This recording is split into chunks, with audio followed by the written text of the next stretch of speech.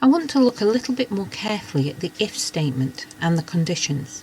Look at this choice where the user can enter R, P or S.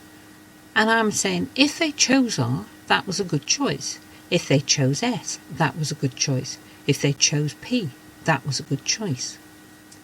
In this case, I can use 3 separate if statements. But what happens if I want to say, well, what happens if they didn't choose R and they didn't choose P and they didn't choose S? People's first thoughts are generally that this would work. If the move made is not equal to R, then say it's not a valid choice. If it's not S, then it's not a valid choice. But this isn't quite what I want. Let's imagine they put in P.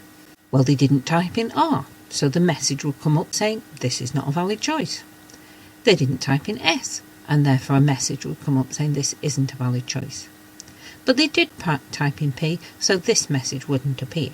That's not what we want. I want a message if they didn't type in R and they didn't type in S and they didn't type in P, then I want a message to say it's not a valid choice. This has to be done on one line. I can't use separate statements, and therefore I'm going to need a statement like this one to say which one of these did you choose.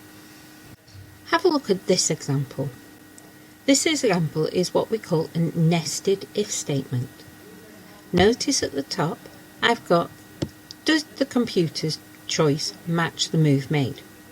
If it did, then it's a draw. However, if it didn't, then I want to check the moves to see who's won the game. So if the user chose a rock, then I will do this set of checks to see what did the computer choose.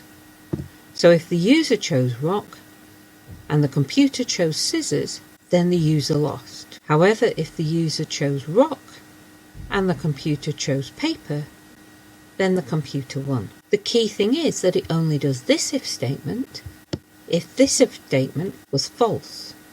It only does this if statement if this if statement was false and this if statement was true.